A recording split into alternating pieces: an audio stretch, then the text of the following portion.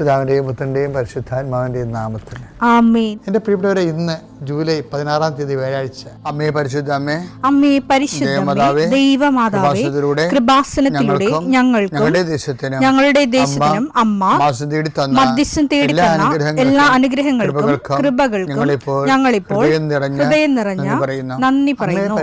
അമ്മേ പരിശുദ്ധമേ, ദൈവമാതാവേ, 2004 ഡിസംബർ 7-ാം തീയതി ഉച്ചകഴിഞ്ഞ് 2:30 കൃപാസനത്തിൽ സംഭവിച്ച അമ്മയുടെ പ്രത്യക്ഷപ്പെടലിനെക്കുറിച്ച് തിരുസഭയ്ക്ക് സമർപ്പിച്ചിരിക്കുന്ന പഠനരേഖകളുടെ മേൽ സഭാത്മകമായ പഠനം ആരംഭിക്കുവാൻ ഞങ്ങൾ പ്രാർത്ഥിക്കുന്നു. അമ്മേ പരിശുദ്ധമേ, ഭൂസ്വർലോകങ്ങളുടെ രാജ്ഞിയായ അങ്ങേയ്ക്ക് ഭൗമസംരക്ഷണത്തിനായി പ്രപഞ്ചപ്രകൃതിയെ തന്നെ തിരുസഭ പ്രതിഷ്ഠിക്കുവാൻ ഈ പ്രത്യക്ഷീകരണം വഴി ഇടയാക്കണമേ. പരിശുദ്ധമേ, ജപമാല മാതാവേ, സകല പ്രാർത്ഥനയോടും ചേർത്ത് ഞങ്ങളിപ്പോൾ പ്രാർത്ഥിക്കുന്ന ഈ കുടുംബത്തിന്റെ പ്രത്യേക നിയോഗം പറ മക്കളെ.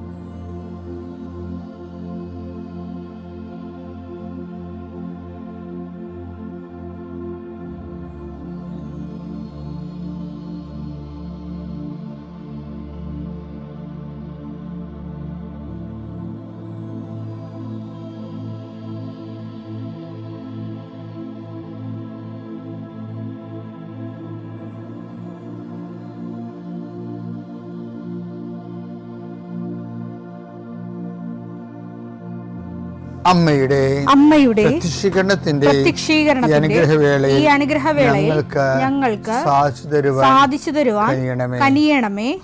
ആമേൻ. വിശ്വാസ പ്രമാണം. സർവശക്തനായ പിതാവും ആകാശത്തിന്റെയും ഭൂമിയുടെയും സൃഷ്ടാവുമായ ദൈവത്തിൽ ഞാൻ വിശ്വസിക്കുന്നു.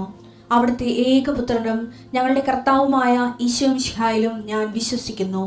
ഈ പുത്രൻ പരിശുദ്ധാത്മാവിനാൽ ഗർഭസ്ഥനായി കന്യകാമറിയത്തിൽ നിന്ന് പിറന്ന് പൊന്തിയോസ് പീലാത്തോസിന്റെ കാലത്ത് പീഡകൾ സഹിച്ച് കുരിശിൽ തറയ്ക്കപ്പെട്ട് മരിച്ച് അടക്കപ്പെട്ട് പാതാളങ്ങളിൽ ഇറങ്ങി മരിച്ചവരുടെ ഇടയിൽ നിന്ന് 3-ാം നാൾ ഉയർത്ത് സ്വർഗത്തിലേക്ക് എഴുന്നള്ളി സർവശക്തിയുള്ള പിതാവായ ദൈവത്തിന്റെ വലതുഭാഗത്തിരിക്കുന്നു. അവിടെ നിന്ന് ജീവിക്കുന്നവരെയും മരിച്ചവരെയും വിധിക്കുവാൻ വരുമെന്നും ഞാൻ വിശ്വസിക്കുന്നു. പരിശുദ്ധാത്മാവിലും ഞാൻ വിശ്വസിക്കുന്നു. വിശുദ്ധ കത്തോലിക്കാ സഭയിലും പുണ്യവാന്മാരുടെ ഐക്യത്തിലും പാപങ്ങളുടെ മോചനത്തിലും ശരീരത്തിന്റെ ഉയർപ്പിലും നിത്യമായ ജീവിതത്തിലും ഞാൻ വിശ്വസിക്കുന്നു. ആമേൻ. സ്വർഗ്ഗസ്ഥനായ ഞങ്ങളുടെ പിതാവേ, അങ്ങയുടെ നാമം പൂജിതമാകണമേ. അങ്ങയുടെ രാജ്യം വരണമേ. അങ്ങയുടെ തിരുമനസ് സ്വർഗത്തിലെ പോലെ ഭൂമിയിലും ആകണമേ. അന്നു വേണ്ടുന്ന ആഹാരം ഇന്ന് ഞങ്ങൾക്ക് തരണമേ. ഞങ്ങളോട് തെറ്റ് ചെയ്യുന്നവരോട് ഞങ്ങൾ ക്ഷമിക്കുന്നത് പോലെ ഞങ്ങളുടെ തെറ്റുകൾ ഞങ്ങളോടും ക്ഷമിക്കണമേ. ഞങ്ങളെ പ്രലോഭനത്തിൽ ഉൾപ്പെടുത്തരുതേ, തിന്മയിൽ ഞങ്ങൾ രക്ഷിക്കണമേ. ആമേൻ. നന്മ നിറഞ്ഞ മറിയമേ, സ്വസ്തി. കർത്താവ് അങ്ങയുടെ കൂടെ സ്ത്രീകളിൽ അങ്ങ് അനുഗ്രഹിക്കപ്പെട്ടവളാകുന്നു. അങ്ങയുടെ ഉദരത്തിൻ ഫലമായി ഈശോ അനുഗ്രഹിക്കപ്പെട്ടവനാകുന്നു. പരിശുദ്ധ മറിയമേ, തമ്പുരാന്റെ അമ്മേ, പാപികളായ ഞങ്ങൾക്ക് വേണ്ടി ഇപ്പോഴും ഞങ്ങളുടെ മരണസമയത്തും തമ്പുരാനോട് അപേക്ഷിക്കണമേ. ആമേൻ. കർത്താവേ, നിന്റെ ഉന്നതമായ നാമത്തിന് സ്തോത്രം ചെയ്യുന്നു. കർത്താവേ, നിന്റെ വിശുദ്ധ പൗരോഹിത്യത്തെ മഹത്വപ്പെടുത്തണമേ. കർത്താവെ, സഭയിലുള്ള സാന്നിധ്യം ദൃഢമാക്കണം. 40 വർഷം ഞാൻ അർപ്പിച്ച കൃപാസനത്താരെ ജീവനോടെ പ്രത്യക്ഷപ്പെട്ട മാതാവിൻ്റെ സാന്നിധ്യം ഈ കൃപാസനത്തിൽ വന്നിറങ്ങി പ്രാർത്ഥിച്ചു പോകുന്ന ലക്ഷോപലക്ഷം മനുഷ്യരുടെ പ്രാർത്ഥനയുടെ ശക്തിയാൽ ഞാൻ ഇന്നത്തെ ദിവസത്തെ എൻ്റെ മക്കളുടെ ആവശ്യങ്ങളെ കർത്താവിൻ്റെ ദൃശ്യം സമർപ്പിച്ചുകൊണ്ട് ആശീർവദിക്കുന്നു. കർത്താവെ, അങ്ങയുടെ മക്കളുടെ മേൽ നിൻ്റെ തിരുമുറുപാടുന്ന മരുന്നുകളും വെക്കണമേ. എൻ്റെ കർത്താവിൻ്റെ ഉന്നതമായ നാമത്തിൽ ശിരസിൻ്റെ രോഗങ്ങൾ, ബ്രെയിനിലെ സിസ്റ്റുകൾ, ബ്രെയിനിലെ ക്യാൻസറുകൾ, ബ്രെയിനുമായിട്ട് ബന്ധപ്പെട്ട മുഴുവൻ രോഗങ്ങൾ ഈ നിമിഷം ഇത് പ്രാർത്ഥന കൂടുന്ന മക്കളുടെ മേൽ കർത്താവിൻ്റെ ശക്തി ഒഴുകുകയും സുഖപ്പെടുകയും ചെയ്യട്ടെ. തൊണ്ടനൊമ്പരങ്ങൾ, അത്തോൺസൈറ്റുകൾ, തൈറോയിഡുകൾ, ശ്വാസകോശ രോഗങ്ങൾ, ഉദര രോഗങ്ങൾ, പിസ്തുല രോഗങ്ങൾ, PCOD രോഗങ്ങൾ, സർവാംഗവാത രോഗങ്ങൾ, വൃഷ്ണരോഗങ്ങൾ, കർത്താവിൻ്റെ നാമത്തിൽ ഉച്ച മുതൽ ഉള്ളങ്കാര് വരെ കർത്താവിൻ്റെ രക്തം പടരട്ടെ. മരുന്ന് ലേപനമല്ല, അങ്ങനെ വചനമാണല്ലോ അങ്ങനെ മക്കളെ സുഖപ്പെടുത്തുന്നത്. വചനത്തിൻ്റെ കരുത്ത ശക്തിയാൽ യേശുക്രിസ്തു ഉന്നതമായ നാമത്തിൽ അങ്ങനെ മക്കൾ സൗഖ്യം പ്രാപിക്കട്ടെ. കർത്താവെ, ഇന്നത്തെ യാത്ര, ഇന്നത്തെ സംസാരം, ഇന്നത്തെ കമ്മ്യൂണിക്കേഷൻസ്, ഇന്നത്തെ ഒപ്പുകൾ, ഇന്നത്തെ എഴുത്തുകൾ, ഇന്നത്തെ ഉപയോഗിക്കുന്ന വാഹനങ്ങൾ, കർത്താവ് ഇന്ന് ചെയ്തു തീർക്കേണ്ട എല്ലാ ഉത്തരവാദിത്തങ്ങളും കണ്ടുമുട്ടുന്ന എല്ലാ വ്യക്തികളുടെ മേലും എൻ്റെ മക്കളുടെ മേൽ കർത്താവിൻ്റെ ശക്തി പ്രവർത്തിക്കുകയും മാതാവിൻ്റെ മധ്യസ്ഥത്തിൽ സഞ്ചാരി മാതാവ് സമയത്തിൻ്റെ അധികാരം നിലമേലങ്കിയാൽ നിങ്ങളെ പൊതിയുകയും സന്തോഷത്തോടെ നിങ്ങൾ രാത്രി തിരിച്ചു വരാൻ ദൈവം അനുവദിക്കുകയും ചെയ്യട്ടെ. എൻ്റെ പ്രിയപ്പെട്ടവരെ, ഇപ്പോൾ ചേച്ചിമാരും അമ്മച്ചിമാരൊക്കെ അത് ശ്രദ്ധിച്ചിട്ടുണ്ടോയെന്ന് അറിയത്തില്ല. ലോകം ചെറുപ്പക്കാരെല്ലാം ഇപ്പം ഈ ലോക ഫുട്ബോളിൻ്റെ പുറകെയാണ്. അതായത് എനിക്ക് അതായത് ഈ കഴിഞ്ഞ ദിവസങ്ങളിലൊക്കെ ഫുട്ബോളിലെ പ്രധാനപ്പെട്ട രാക്ഷസന്മാരൊക്കെ പുറത്തായി. അതായത് പോർച്ചുഗൽ പുറത്തായി, ബ്രസീൽ പുറത്തായി, പിന്നെ ഇപ്പം നോർവേ കയറി വന്ന് ഇന്ത്യക്കാരെന്തുകൊണ്ടാണ് സെലക്ഷൻ കിട്ടാഞ്ഞതെന്ന് ഭയങ്കര ചർച്ച. നമ്മൾ 140 കോടി ഉണ്ടല്ലോ, അപ്പോൾ നമ്മളെക്കാൾ 150 കൂടെ ഗ്രാസ്യ അങ്ങനെ എന്തൊക്കെ ചെറിയ രാജ്യങ്ങളൊക്കെ ഇല്ലേ, അവർക്കൊക്കെ ലോക ഫുട്ബോളിൽ സെലക്ഷൻ കിട്ടി.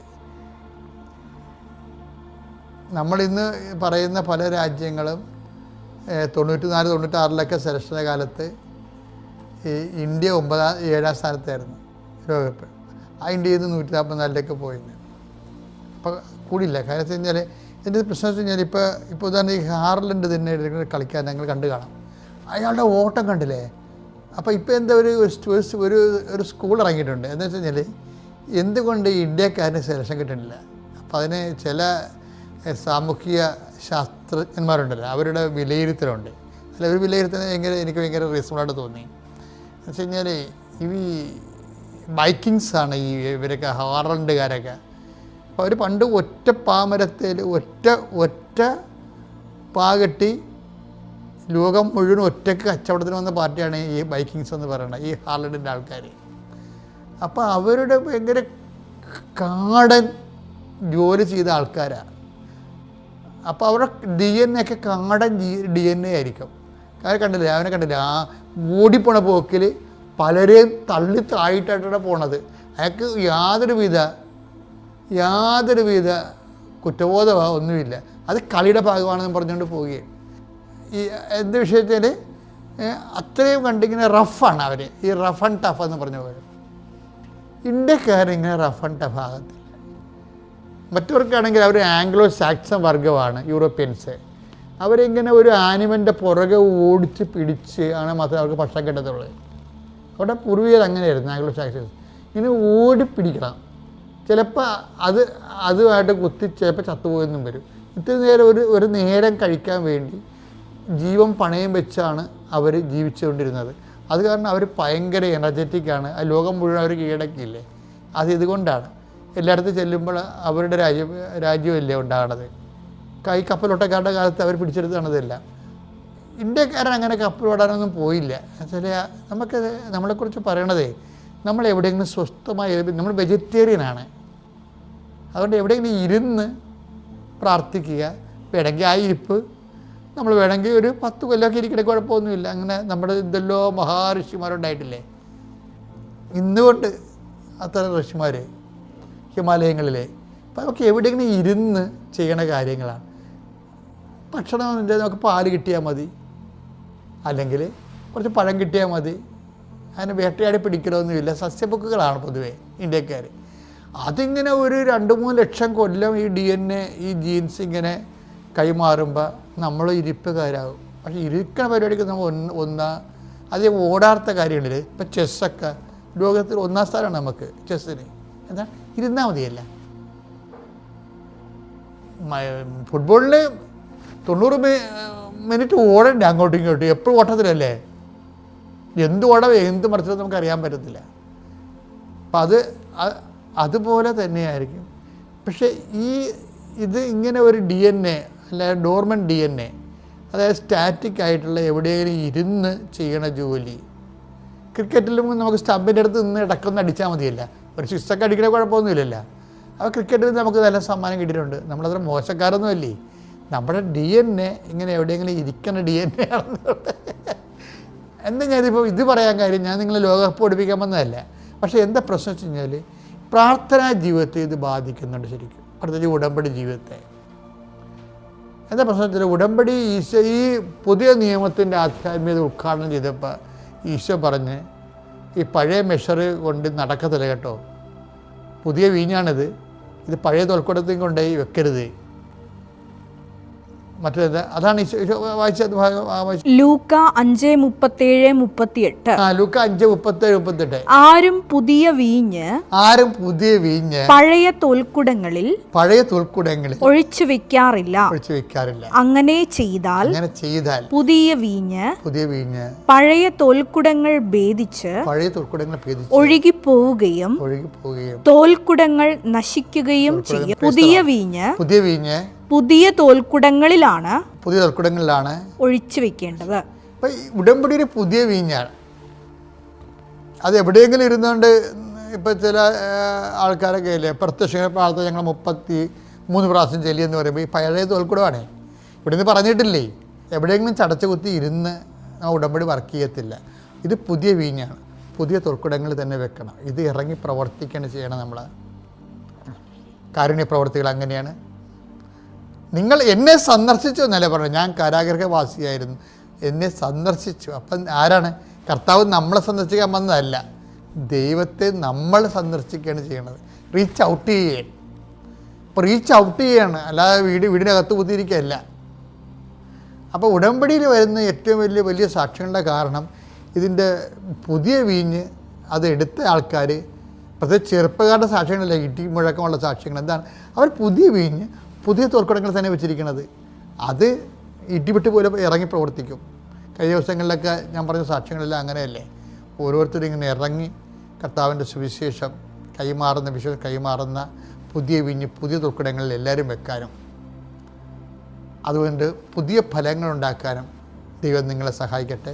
പിതാവിൻ്റെയും പുത്രൻ്റെയും പരിശുദ്ധാത്മാവിൻ്റെയും നാമത്തിൽ.